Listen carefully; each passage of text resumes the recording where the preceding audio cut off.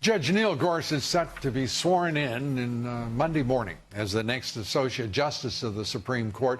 President Trump today congratulating Gorsuch on the historic confirmation, saying, quote, his judicial temperament, exceptional intellect, unparalleled integrity, and record of independence makes him the perfect choice to serve on the nation's highest court. Joining me now to discuss the Gorsuch confirmation and his potential impact on the Supreme Court and the law of the land, former law clerk to Supreme Court Justice Samuel Alito, Barbara Smith joining us. Good to have you with us. South Texas College of Law constitutional law professor Josh Blackman. Great to have you both here. Let me start, if I may, with the very simple question. This is such a historic moment. Is there going to be, Barbara, in your judgment, any greater sensitivity to what he does or does not do on the court? I can't even imagine the pressure that's on the man. Sure. And on day one, Justice Gorsuch is going to walk into the building, and there are going to be a huge stack of decisions that he'll have to make. Cases that are 4-4, petitions for certiorari, where his vote will determine whether the case is granted or not. And in that moment, when he finally has a lifetime appointment and he's unreviewable, I sincerely hope that he maintains what we saw throughout his confirmation hearings, which is a personal modesty and a judicial humility that will ensure that he'll continue to follow the law wherever it leads him. Well, that'll hold him in good stead. And how will the challenge be, do you think, Josh, from his associates now on the high court? Lou, today is a wonderful day for the Constitution. Justice Gorsuch has already taken the oath. He's already hired law clerks, and he's hitting the ground running. And we're already seeing that he, within the next week, will decide cases involving religious liberty, involving the Second Amendment, involving the First Amendment. These are very significant cases, and I hope Justice Gorsuch can come close to replacing Justice Scalia. It will be tough. But in the best case scenario, maybe, just maybe, he can tug on his former boss, Justice Kennedy, a bit to the right. Mm-hmm. Yeah, and he's going to, of course, administer the oath, the public oath, Monday to his former law clerk. They become then the first clerk and justice to who on the Supreme Court serving together at the same time, as together often is. Barbara, let me turn to the issue of, in this instance, more the issue of the nuclear option. We've heard so much about this nuclear option. It doesn't look to me, frankly, that it had any impact whatsoever.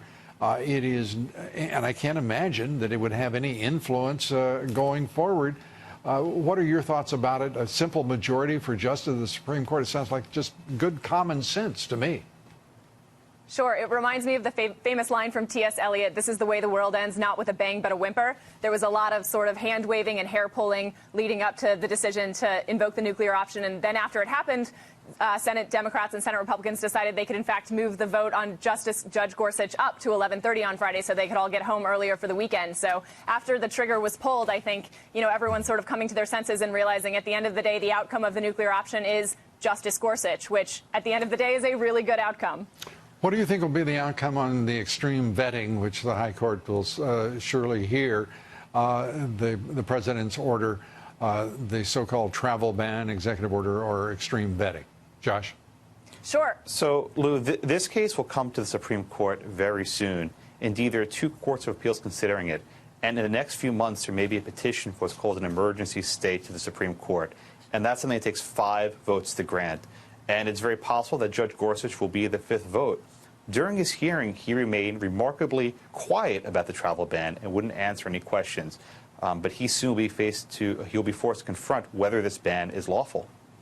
And the number of judges yet to be appointed to the federal court system, Barbara, does this in any way influence the speed of that process now that is filling those vacant judgeships? Well, thanks to Senator Harry Reid in 2013, when he decided to invoke the nuclear option for federal appellate judges, we've been relying on a majority vote to fill those seats for quite a while. And, again, it hasn't resulted in the kind of awful outcomes that Democrats predicted would occur if they invoked the nuclear option for Justice Gorsuch. So I think and hope that the Trump White House is working hard to fill the vacancies on the federal court right now. I think that's a really important function of the president, and it's important for the future of the country. Josh, are you concerned that there are so many vacancies? So, Lou, the true concern with the vacancies is not the filibuster, but something called the blue No, I slip. didn't mean Under it the was, Senate. I didn't mean to suggest it was. What I'm asking is, there are all those vacancies. There have been before under the Obama administration. He's appointed something like a third of the federal judiciary. Is there some reason that the Trump administration is holding back here? Well, I think they're looking to clean out the Supreme Court first. Now that Gorsuch's nomination is concluded, I fully expect the president to submit a list of names to the Senate Judiciary Committee. I can say from information that the president is already vetting people. There are a number of people on the short list, and I think he'll be very impressed by the people he's putting on the federal bench. All right, Josh, thank you. Look forward to it. Josh Blackman, Barbara Smith, good to see you both again. Thank you.